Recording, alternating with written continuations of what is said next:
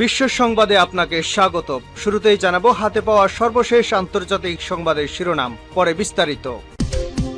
পুরোদমে Israel Hamas যুদ্ধ চলছে, জানিয়ে দিব এই মুহূর্তে আমাদের হাতে থাকা সর্বশেষ গুরুত্বপূর্ণ আন্তর্জাতিক সংবাদ। আলহামদুলিল্লাহ, এবার গাজায় ইসরায়েলি ৫ সেনা নিহত। ইসরায়েলি বাহিনী জানিয়েছে হামাসের বিরুদ্ধে ৭ মাসেরও বেশি সময় ধরে চলমান যুদ্ধে একের পর এক তাদের সৈন্য মারা যাচ্ছে। এরই ধারাবাহিকতায় গতকাল ৫ জন ইহুদিবাদী সেনা সদস্যকে জাহান্নামে পাঠিয়ে দিয়েছে হামাস যোদ্ধারা। এরপর জানিয়ে দিব গাজা নিয়ে মতবিরোধ। এই প্রথম ইহুদি আমেরিকান বাইডেনের এক কর্মকর্তার পদত্যাগ। আলহামদুলিল্লাহ, এবার পুরো বিশ্ব ফিলিস্তিনের পক্ষ নিয়েছে। এরই ধারাবাহিকতায় এবার ইসরায়েলের বিভিন্ন ইহুদি সম্প্রদায় কট্টরপন্থী শয়তান বেঞ্জামিন নেতানিয়াহু সরকারের বিরুদ্ধে কঠোর অবস্থান নিয়েছে। এরই ধারাবাহিকতায় ইহুদিবাদী বেঞ্জামিন নেতানিয়াহু সরকার কোণঠাসা হয়ে পড়েছে। জানিয়ে দিব মার্কিন ডেস্ট্রয়ারে হামলার দাবি হাউসিদের। ইয়েমেন ভিত্তিক হাউসি যোদ্ধারা লোহিত সাগরে একটি মার্কিন ডেস্ট্রয়ার এবং ইসরায়েলগামী জাহাজে হামলার দাবি করেছে।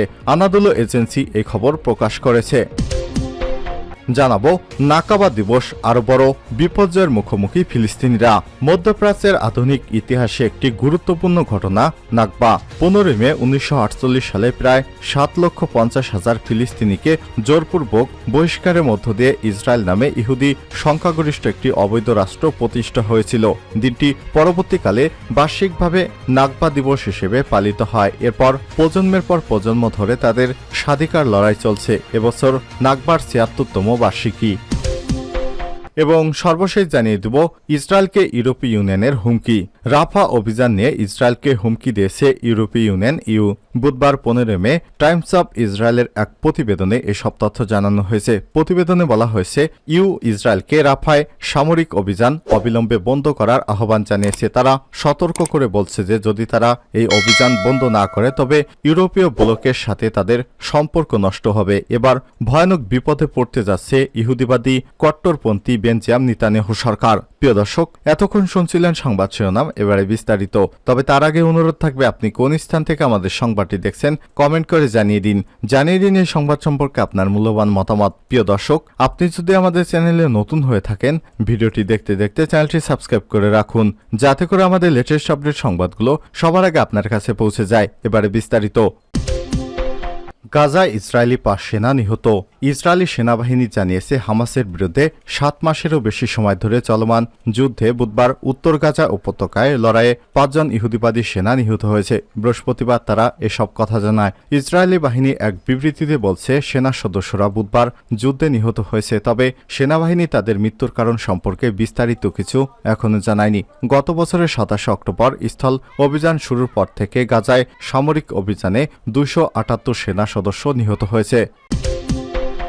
গাজা নিয়ে মতবিরোধ, প্রথম ইহুদি আমেরিকান বাইডেন কর্মকর্তার পদত্যাগ। চলমান গাজা যুদ্ধে ইসরায়েলের প্রতি সমর্থন প্রদানের জন্য বুধবার বাইডেন প্রশাসন থেকে লিলি গ্রিনবাক কল নামের এক কর্মকর্তা পদত্যাগ করেছেন। তিনি যুদ্ধের প্রতিবাদে প্রথম ইহুদি আমেরিকান রাজনৈতিক কর্মকর্তা হিসেবে এই সিদ্ধান্ত নিলেন। বুধবার ফিলিস্তিনিরা যখন নাকবা দিবস পালন করছে তখন তিনি পদত্যাগ করেন। তিনি অভিযোগ করে বলেন বাইডেনের হাতে রক্তের দাগ আছে।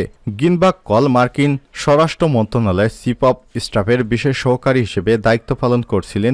তিনি বুধবার বিকেলে স্বরাষ্ট্র মন্ত্রণালয়ের সচিব ডেবরা হ্যানল্যান্ডের কাছে তার পদত্যাগপত্র পাঠিয়ে দেন। তিনি তার চিঠিতে লিখেছেন যে গাজায় ইসরায়েলের গণহত্যার প্রতি প্রেসিডেন্ট বাইডেনের বিপর্যয় অব্যাহত সমর্থনের মধ্যে এই প্রশাসনের প্রতিনিধিত্ব করা অব্যাহত রাখার বিবেকবুদ্ধি আর পাচ্ছি না। তিনি বলেন, আমি আমার ইহুদি ঐতিহ্য থেকে যা শিখেছি তা হলো এই যে প্রতিটি জীবনই অত্যন্ত মূল্যবান।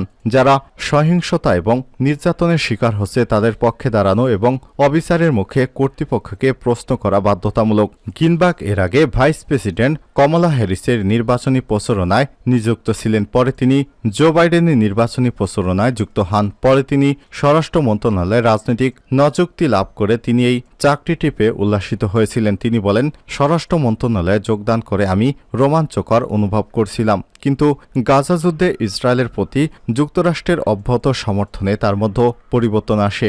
গাজায় ইসরায়েলি হামলায় এ পর্যন্ত ৩৫,০০০-এর বেশি লোক নিহত হয়েছে। তিনি বলেন, ৭ অক্টোবর হামাসের হামলায় তার নিজের সম্প্রদায়ের অনেক মানুষই তাদের প্রিয়জনকে হারিয়েছে, কিন্তু তার বদলে নিরীহ ফিলিস্তিনিদের বাস্তুচ্যুত করা দুর্ভিক্ষ, জাতিগত নির্মূল সহ সম্মিলিত শাস্তি দেয়াটা কোনো যৌক্তিক কাজ নয়। গিনবাক কল মার্কিন প্রশাসন থেকে পদত্যাগ করা দ্বিতীয় কর্মকর্তা। গত সপ্তাহে মার্কিন প্রতিরক্ষা গোয়েন্দা বিভাগ থেকে মেজর হ্যারিসন মান পদত্যাগ করেন। তিনি আরও গাজায় মার্কিন সমর্থনের প্রতিবাদে ওই সিদ্ধান্ত নেন। তিনি ইউরোপীয় ইউনিয়ন ইহুদি বংশোদ্ভূত বলে দাবি করেছেন। এছাড়াও গত মার্চে পররাষ্ট্র দপ্তরের কর্মকর্তা অ্যানেলে সেলাইন পদত্যাগ করেন। তিনি একই কারণ উল্লেখ করেছেন। মার্কিন ডেস্ট্রয়ারে হামলার দাবি হাউসিদের। ইয়েমেন ভিত্তিক হাউসি যোদ্ধারা লোহিত সাগরে একটি মার্কিন ডেস্ট্রয়ার এবং ইসরায়েলগামী জাহাজে হামলার দাবি করেছে। আনাদোলো এজেন্সি এ খবর প্রকাশ করেছে। হাউসি মুখপাত্র ইয়াহিয়া সারি বলেছেন, তাদের নৌক্ষেপণাস্ত্র লোহিত সাগরে মার্কিন ডেস্ট্রয়ার ম্যাসনকে টার্গেট করে এবং তাতে সরাসরি আঘাত হানতে। তিনি আরও বলেন, জাহাজ চলাচলের উপর আরোপিত নিষেধাজ্ঞা অমান্য করায় ক্ষেপণাস্ত্র এবং ড্রোন দিয়ে আরেকটি জাহাজের উপর হামলা চালানো হয়। হাউসিদের দাবির ব্যাপারে যুক্তরাষ্ট্রের কাছ থেকে কোনো মন্তব্য পাওয়া যায়নি।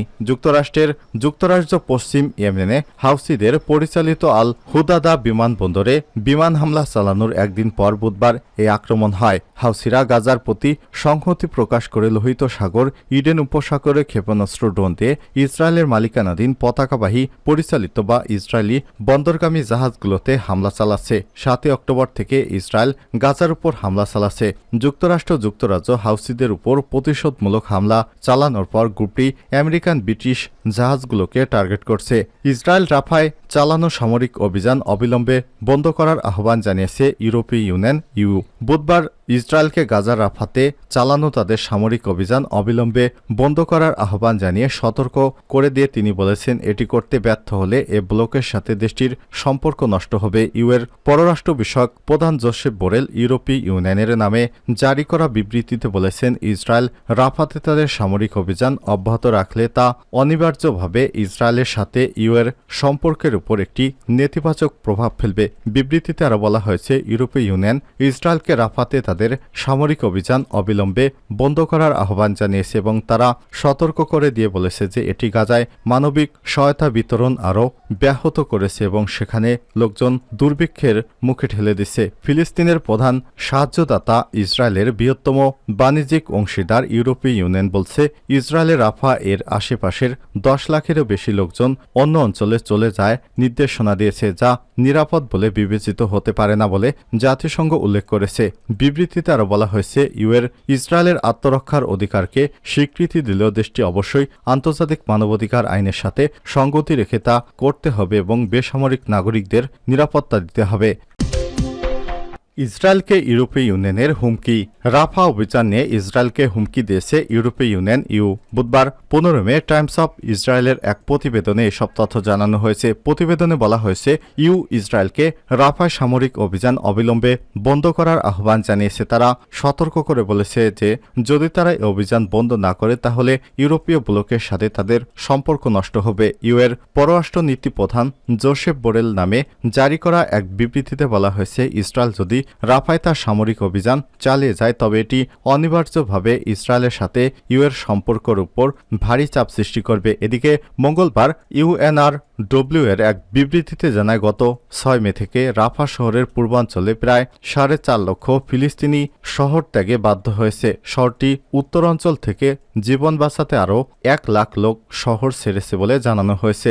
ইউএনডব্লিউ আরও জানায়, বাস্তুচ্যুত মানুষগুলো লাগামহীন ক্লান্তি, ক্ষুধা এবং ভয়ের মুখোমুখি হচ্ছে। তাদের যার মতো নিরাপদ কোনো জায়গা নেই। পরিস্থিতি মোকাবেলায় অবিলম্বে একটি যুদ্ধবিরতি আমাদের একমাত্র আশা। উল্লেখ্য, ফিলিস্তিনি সংগঠন হামাস গত বছরের 7 অক্টোবর ইসরায়েলে আকস্মিক বড় ধরনের হামলা চালায়।